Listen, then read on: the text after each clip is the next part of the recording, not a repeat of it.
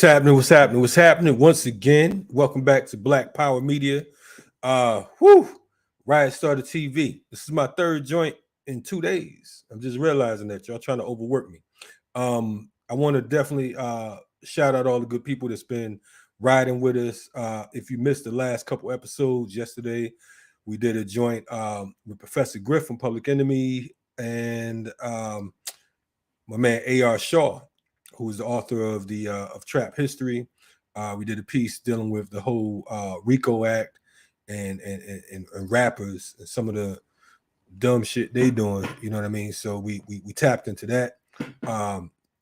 Also earlier today, if you missed it, go back and check out the piece we did on Fentanyl Inc., talking about the corruption and the destruction of our communities through this whole fentanyl situation. We had a journalist, Ben Westhoff, on.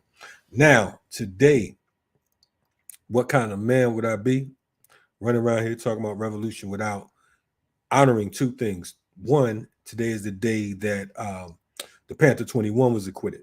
You know, of course, we've had our brother Daruba Ben Wahad on here.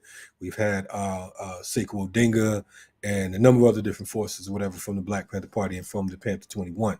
But also, more recently, just a little more recent, we had the May 13th, 1985 bombing of the MOVE organization in Philly. So I reached out to the comrades from MOVE, my good brother Mike Africa Jr. He said he was going to come through and rock with us, and he will be. So we're going to talk to him. But before I hop into that, I want to remind you all about Liberation Housing. Liberation Housing is our effort through the FTP movement to make sure that our comrades, our OGs and elders have temporary housing to get them on their feet, so on and so forth. So we're looking to purchase different homes to make sure that our veterans are taken care of. But check it, without further ado, for folks who don't know what MOVE is, I want to bring on my man who is the director, also a filmmaker of 40 Years a Prisoner.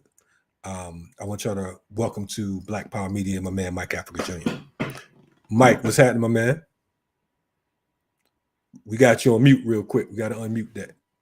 Boom. Right on. On the move, brother. How you feel? On the move, man. I'm live and direct, man. I'm glad to catch up with you. I know today's, you always busy. You know what I'm saying? I got to go through the OGs to reach you now. Whatnot. I think Pam Africa will say Pam Africa is your agent for your work. One of my mentors, without a doubt, one of my elders, yes, one of my trusted, most closest soldiers in this battle. Without a doubt. I got to correct you though a little bit. Uh-oh. I appreciate the accolades. I appreciate the director credit for 40 Years a Prisoner, but I ain't that smart.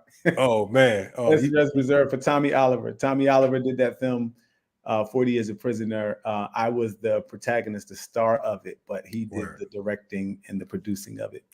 Man. Well, I gotta Tommy. I just got to make sure that he, that's it. But I appreciate that. I appreciate that, man. Shout out to Tommy. At least you're not like some of these other folks we know. They take credit for everything. Yeah, I was the chef, the driver. Yeah, nah. I can't take credit for that. Tommy Oliver over at Black Love Network, Confluential Films, him and his partner in crime, Keith Giannette, they really did. They did the work. They did the producing, the directing, And they had a number of other people to help them out doing it, but Tommy was the engine for that for sure. No doubt. Since we talking about it, and you myself and a few other people know what the hell we talking about. Tell us about the film and what was the reasoning behind it. And we know that is it still on HBO right now or?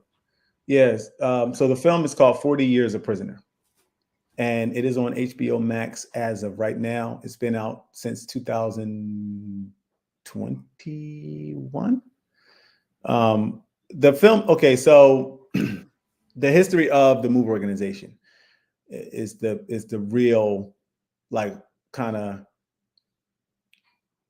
purpose of it, but more important than that is, like, people understand, like, you got to understand that there are a million stories within the MOVE history. And my story, my fight, my work to get my parents out of prison is what 40 Years a Prisoner shows. So for the people who don't know about MOVE, the MOVE organization was founded in 1972 by John Africa. John Africa had this belief that life is in danger and it needs to be protected.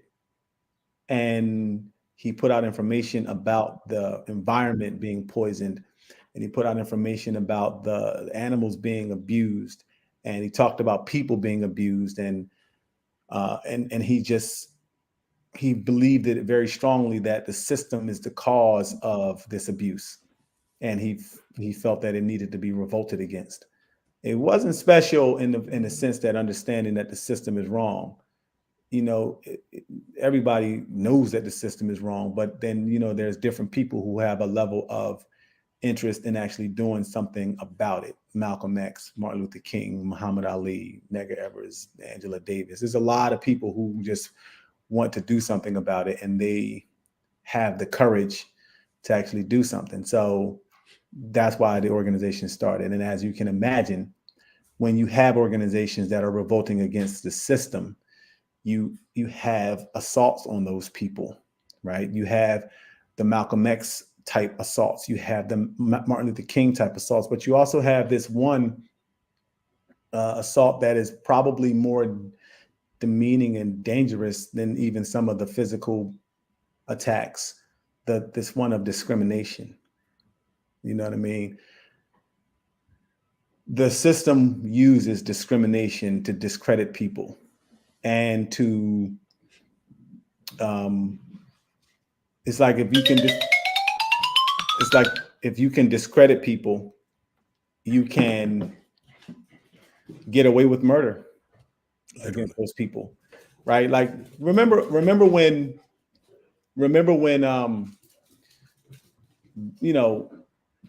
the Haitians. Remember the Haitians were fleeing the hurricane just a few, maybe 6 months, a year ago. I don't even remember when it was, but it wasn't more than a year. In the Texas border, they were whipping the police, the Rangers were whipping them like it was 1862 or something, right? The discrimination that people face is so dangerous, it's so deadly, and it gives the system, the government, like a license to attack people with impunity. And so John Africa faced that discrimination too. His tactics were being called violent, crazy, and whatever else people could say, but that didn't stop him from pushing on and encouraging people to protect life. And so the organization grew. Eventually, the organization met so many like attacks from police because there was different things, and different things led up to attacks. But eventually, it led to the point where some of the MOVE women had been abused, and pregnant MOVE women had been beaten into miscarriage by police. And at least one specific person, Rhonda Africa, she was 8 months pregnant while she was attending a rally for my Uncle Chuck. My Uncle Chuck had been arrested for truancy because he was 13 years old, and he decided that being around MOVE was a better education than what he was learning in the schools. So he was arrested for truancy. Rhonda Africa was at the courthouse, and she was protesting against his imprisonment. And while she was there, she was pregnant. Police beat her. They attacked her. Sheriffs picked her up and slammed her head into a plate glass window. When she gave birth to her child the next day, the baby was born with black and blue bruises all over his body and stillborn. And so Move took a stand. My father, my mother, other members of the organization, my uncles and aunts, and said, no more. You come at us with clubs, we'll fight you with clubs. You come at us with fists, we'll fight you with fists. You come at us with guns, we will shoot back in defense of our lives. And that standoff led to an eventual police raid where during this raid, water cannons from firefighters were shot at the Move house. Bullets from police guns were fired, and there was a shooting. And during the shooting, and there are claims that Move was shooting too at the police in self-defense. The final analysis of that day, though, was that a police officer was dead and Move did it. Of course, that analysis came from the newspapers and from the other police officers, and whether or not Move shot the cop or not. And many of the officials said that Move did not shoot the cop. The Move members said they did not shoot the cop, but they still were sentenced to 100 years each in prison. Right. Now this case right here was the August 8th, 1978 case, correct? August 8th, 1978 case, yes. Okay. So during that particular time, at that moment, you are how old? On August 8th, 1978, during that confrontation, I was 7 1/4 months in utero. I wasn't born. Wow. My mother was pregnant with me while she was inside of the house. Right. So with that situation, you literally, similar to our comrade Chairman Fred Jr., you literally were involved in a combat and an assault in the womb. Dodging bullets in the womb, bro. Right. Before you even saw the light of day. Before the Matrix was dodging bullets. Before Neo was on the Matrix, boy, listen, yeah. That's so crazy. When I think about it, like, I'm Mike Africa Jr., right? Right. I never really give any thought to who I am or what I've been through, right? It's just, I'm just me. It's hard to believe it's me when I actually think about it. I mean, it's incredible stuff. My parents could have easily been killed. I mean, the tear gas alone, right. Suffocating tear gas. That tear gas was so thick that it engulfed the entire area before anything else. Like the tear gas alone could have suffocated my mother and killed us. Right.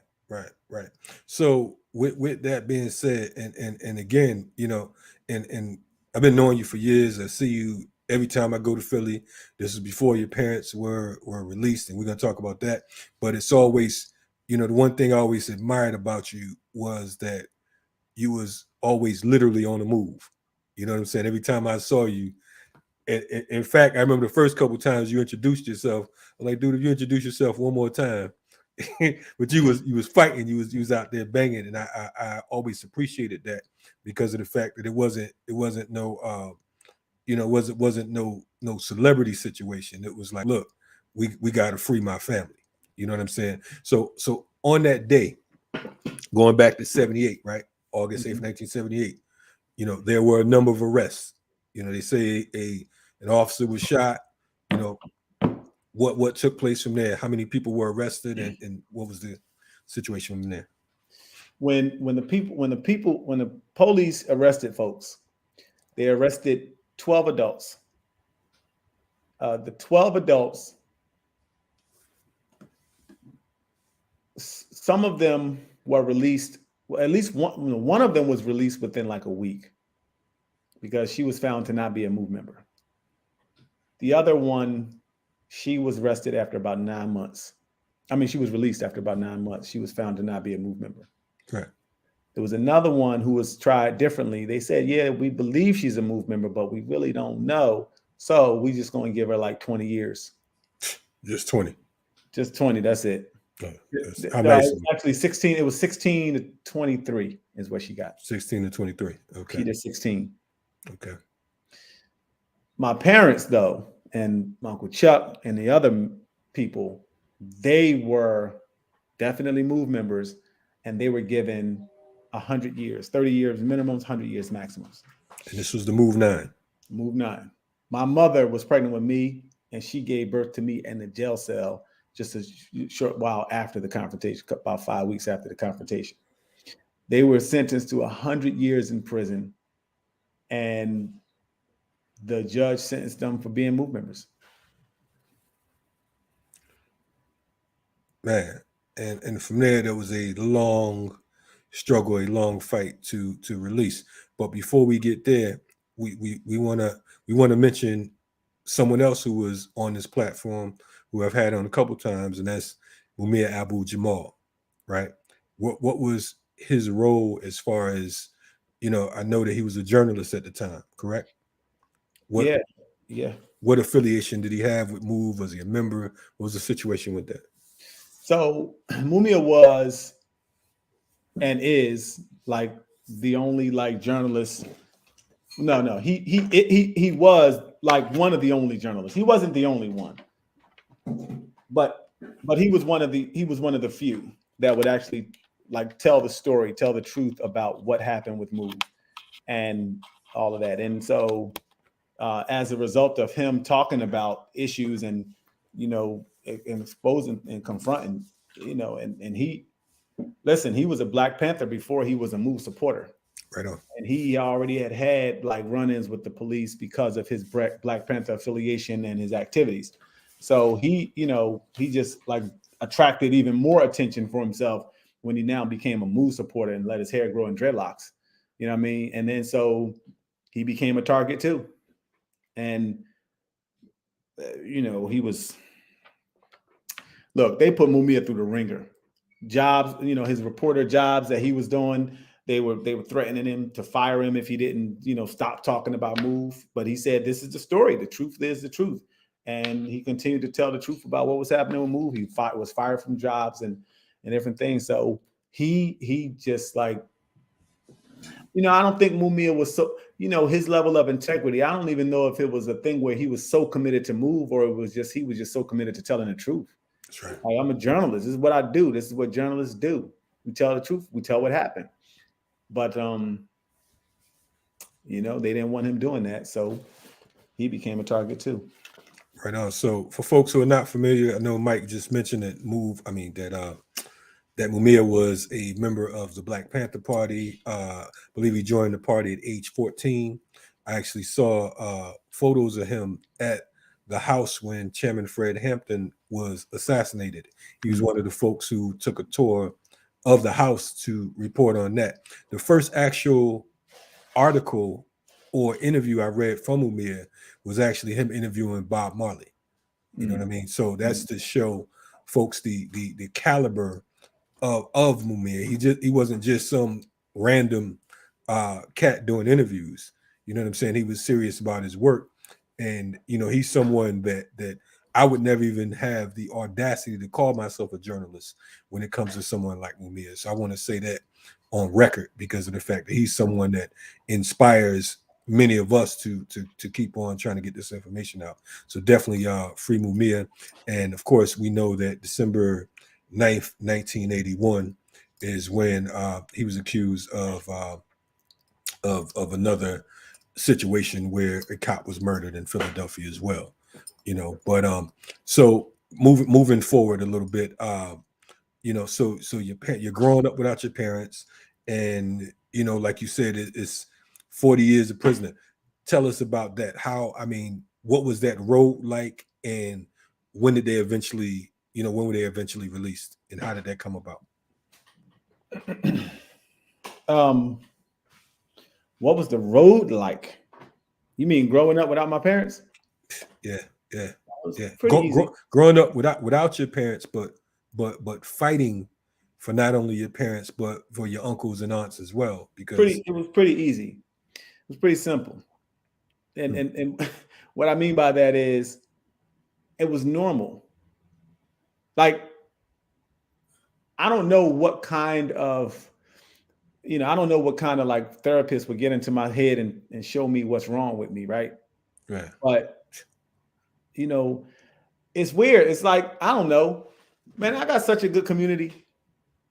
Like, I can't say that I didn't miss them because I did, but I can definitely say that like the people that the family I have around me, they really did the best that they could, and I appreciate them for just being there, right? So like I don't know. I didn't feel.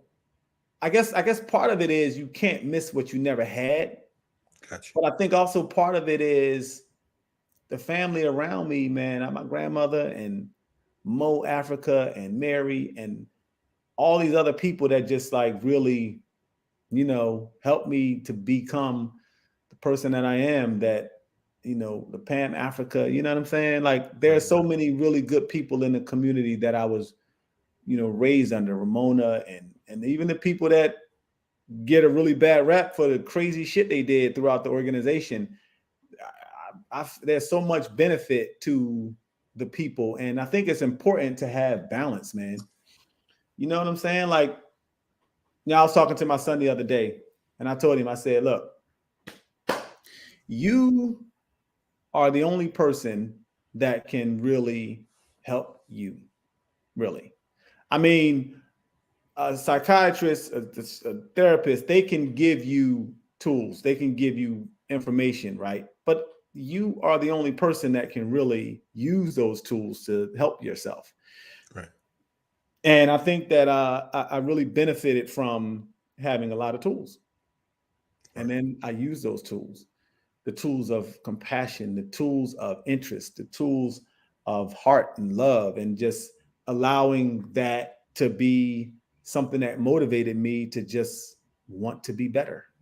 And so while I love the fact that my parents are home and, but at the same time, it's like, even from prison, there's always been a strong connection between me and my parents.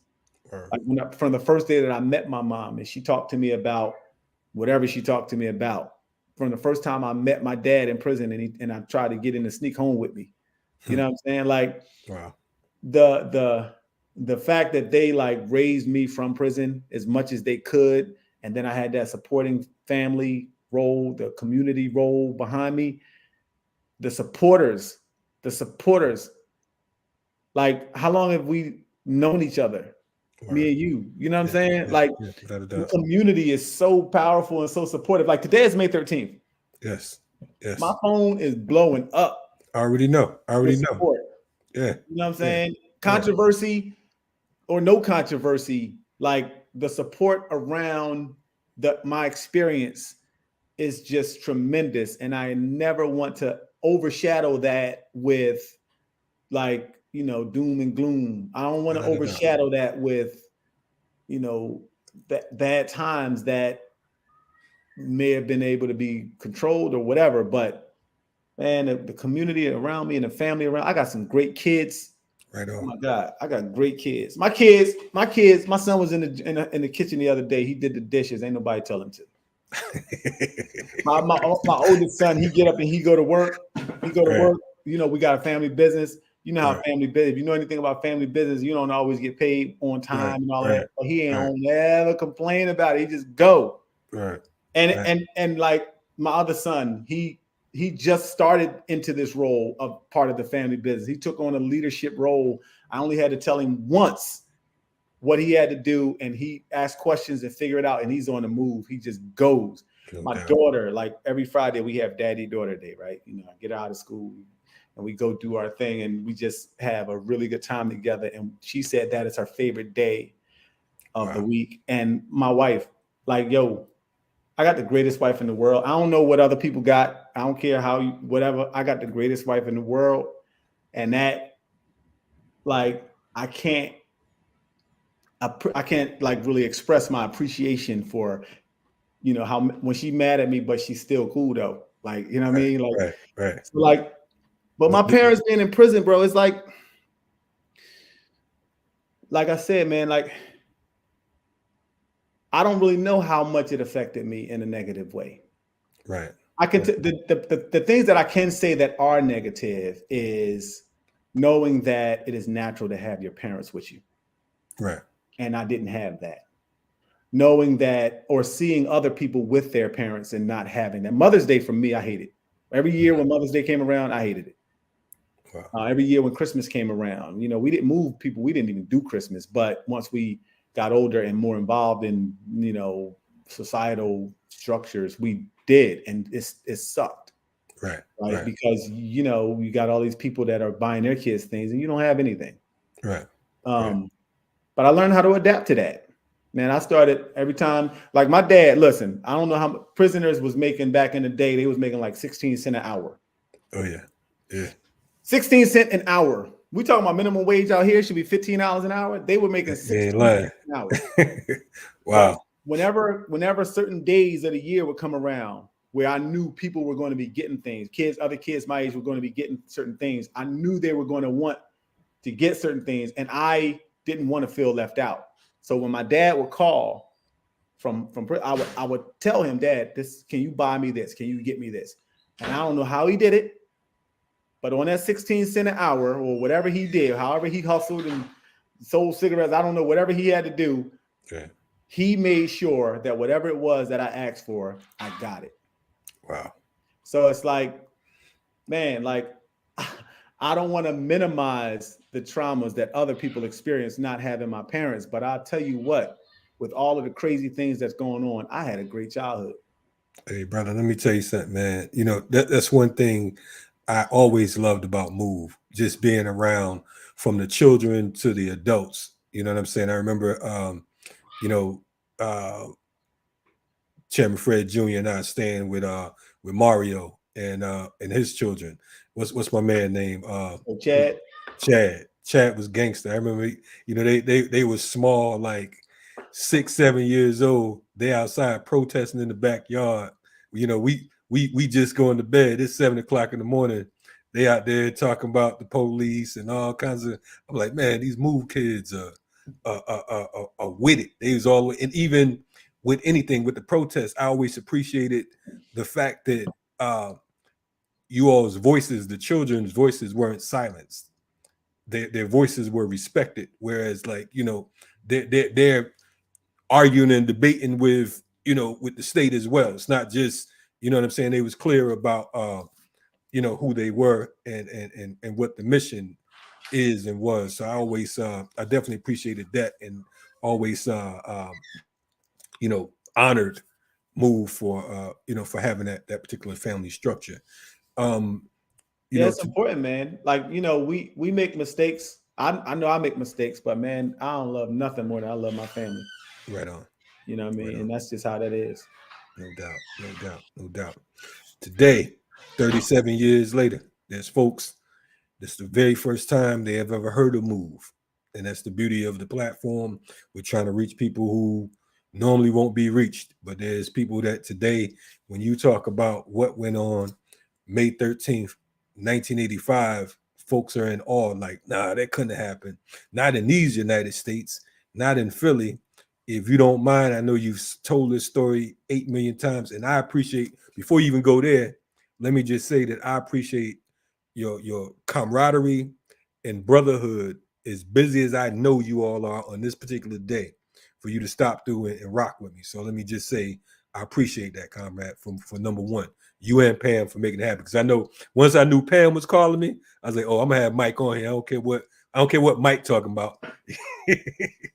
Pam gonna make it happen. So tell us about May 13, 1985, comrade. Yeah, so we talked about August 8th.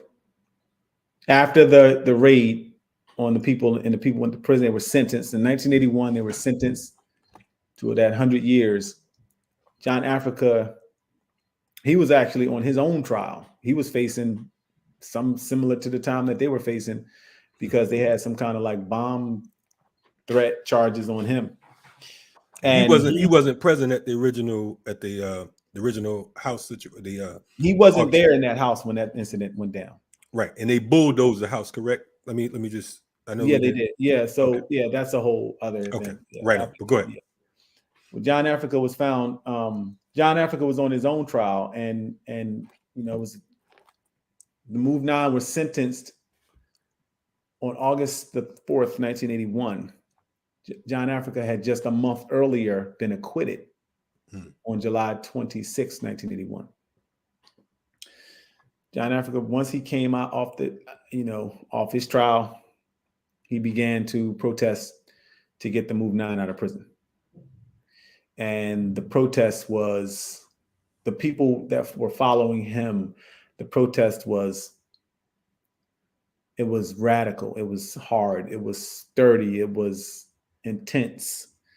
They were protesting and they were urging people to confront the managing director at the time. His name was Wilson Goode.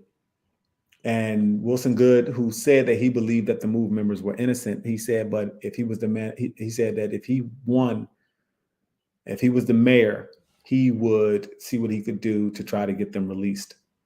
He became the mayor. After a couple of years, he was the mayor, and he didn't do anything to help the Move 9 get released. So Move said at that time.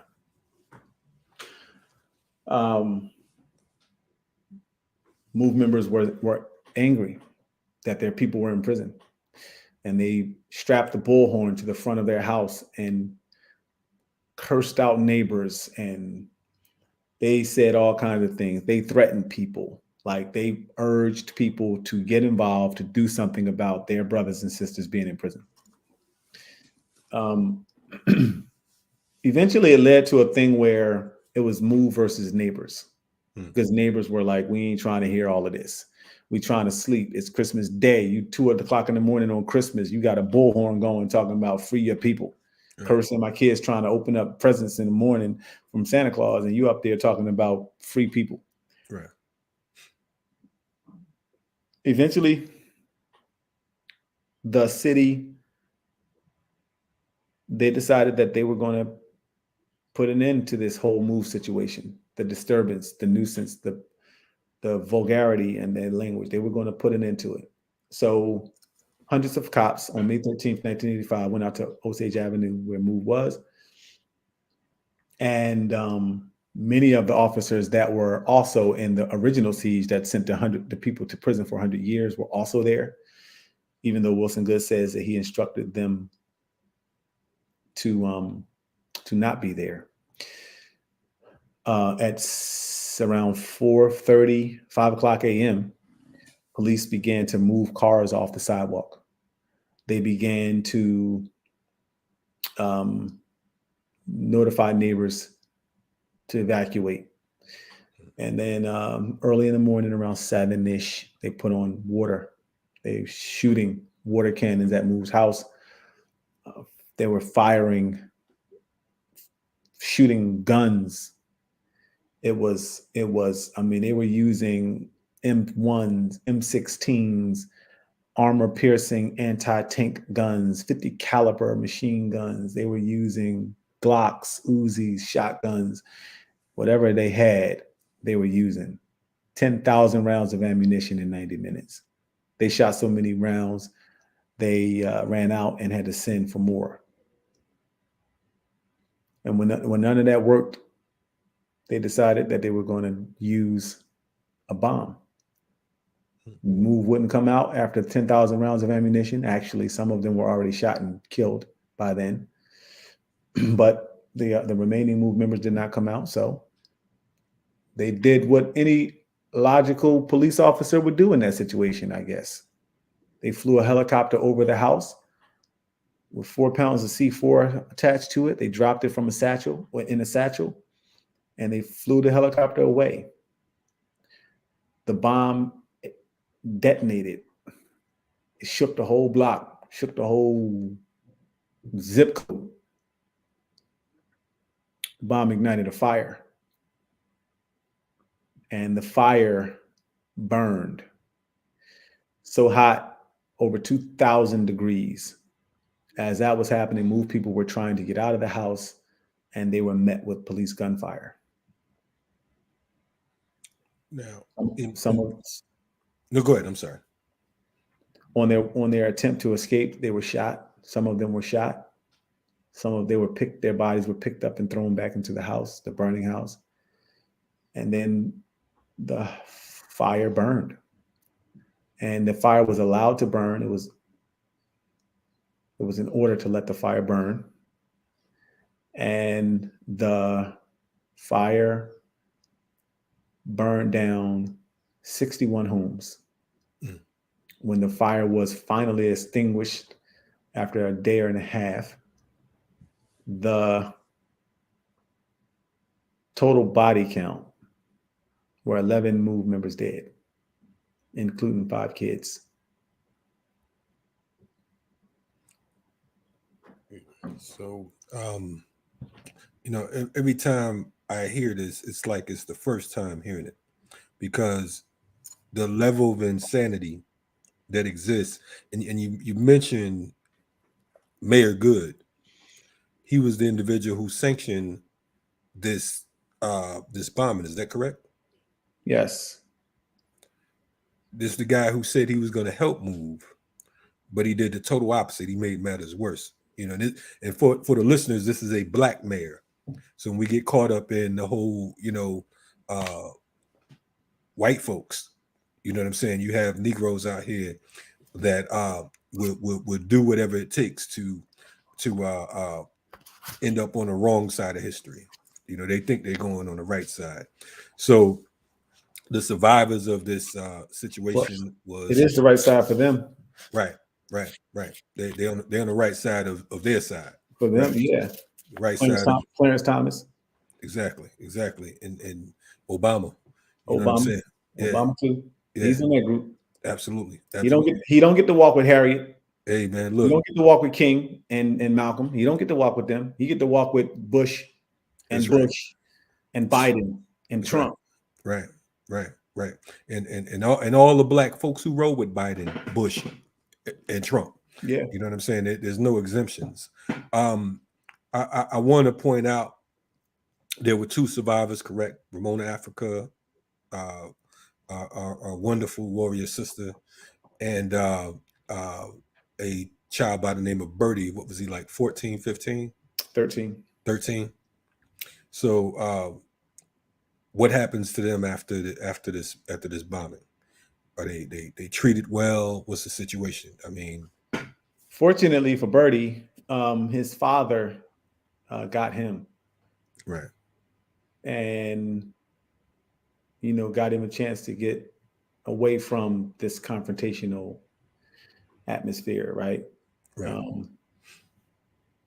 Ramona, interestingly enough, she was arrested after the bombing, and she was sent to jail for 7 years. Her charges were arson and riot.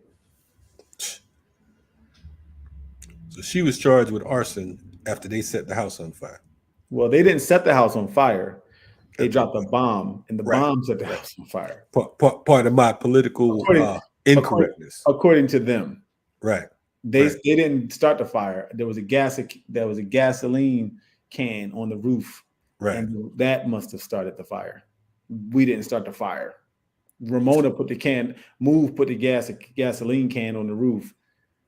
That started the fire. We didn't do that. Good, because MOVE knew that they were going to drop a bomb on the roof and the gas. MOVE knew exactly they were going to come and drop a bomb. That's why they had the kids in the house. Right. Make sure that the kids get killed. MOVE animals as well. Yeah, the adults too. Yeah, we know they're going to come and kill us. We ready to die. We're going to martyr. We're going to martyr ourselves. We're going to kill ourselves. And this was the narrative, and they made a conscious effort to say that with a straight face. I mean, that's incredible. Right in the city of brotherly love, So this neighborhood has forever been wrecked. We had Pam on here maybe towards the beginning of this year, and we know that there was a situation with the universities. What was that, Penn State? where they actually had some of the remains of the children that the University of Penn. University of Penn. I appreciate that correction. Any updates on that situation? Because I know that they had some of the remains inside of the school, and you all just found out maybe a year ago or something like that. Yeah, so we found out that two of the people that were in the house that were bombed were two young girls, 14 and 12, Tree and Delisha. Right. And they were being used, their remains were being used as research material by Janet Monge. I don't know who all was involved. I don't even know. The investigation is still active. Right. So we don't know all the facts and details about it yet. And these were remains that have been used without permission, consent, or even knowledge of the MOVE organization. All three, yeah. And taught to over 5,000 students, not just by the University of Penn, but also by Princeton too. Wow. This is insane. So not only was there no justice for this situation, not only were Ramona arrested and served 7 years, and 11 members, animals and all, murdered inside of that house. 61 homes burned down, but they still, to add insult to injury, they say we're going to take these bodies, these remains, and we're going to utilize them as if they were some type of science project, without members not even knowing that the remains even existed and were never buried. I mean, that is total insanity. I appreciate you talking about this, comrade. I want to know, like, now, what can our audience and other folks viewing this, what can they do to assist? If you have any updates on Mumia and anything else, any other projects that you or MOVE is working on, please share it with us, and we're definitely we're here for you. So the bombing of MOVE happened because MOVE was trying to get our people out of prison. Right on. And the MOVE 9 had been released, but Mumia have not been. So we're calling for justice for MOVE. Everybody that wants to support MOVE, we want people to hashtag justice for MOVE. And then the other hashtag is free Mumia. Justice for MOVE looks like free Mumia. And that's what we want. So if you want to respect and honor the children, the people that were in that house May 13th, 1985, that is a good way to do it, and support my effort as the person who has been like kind of taking a more leadership role in the MOVE organization to free Mumia is my primary goal. So yeah, people can get with me on MikeAfricaJr.com. Check me out on my Instagram page. People can donate money if you want to donate to the effort. Come hit me up at Mike Africa Jr. I'm all on the Cash App, Venmo, PayPal. Hit me up at Mike Africa Jr. Yeah, and that's what we're doing. No doubt, comrade. Hey, man, always appreciate you. Revolutionary love to you and the family. You know what I mean? And we definitely we couldn't make it out there to the events today, but there is an event in Philly today. Can you for our Philly listeners? For the people that's available to make it, we're having an event today at 5 p.m. at Osage Avenue and Cobbs Creek Parkway, 5 p.m. If you can come on out, show your support, stand with us. You don't have to like MOVE. You could actually hate MOVE. But if you understand that the government shouldn't have the kind of power to just drop bombs on people. That's right. That's right. Now, is there a court date coming up for Mumia, I heard, or is that correct? Or yeah, it's a passive kind of court date. We don't expect it to be, any earth-shattering information that's to come from it. But if people want to come and come out there with us, and we'll be there to see what the proceeding is. We expect it to just be another continuance. But it'll be June the 29th at the CJC, the Criminal Justice Center in Philadelphia. No doubt. We will definitely keep our audience posted, and anything and everything that's going on. You already know how to reach us. You know what I'm saying? Again, I appreciate you, and definitely give the family a hug for me. And we definitely got to get your parents on as well, man. We now had a little bit of everybody come through. We now gave them the grace period and everything. So we'll make that happen. No doubt, comrade. Revolutionary love, brother. Stay on point, and we'll see you in a minute, brother. Thank you, brother. Yes, sir. Move. Yes, sir. Been checking out Mike Africa Jr. from the Move organization. Been putting in serious work. That's a serious story. Man, you need to share this because folks need to know what's going on with Move. They need to know what's going on with Mumia, and they need to know what's going on with our people as a whole. And indeed, the call is free them all. We're saying free Mumia, and we're saying free all political prisoners because of the fact that we need to support our comrades. We need to support those who fought on behalf of our people. We understand that Sundiata scheduled to be released. I'm not sure if he's actually been released just yet, because I know that as of yesterday, they were waiting for some discrepancies or whatever. Or trying to deal with some discrepancies.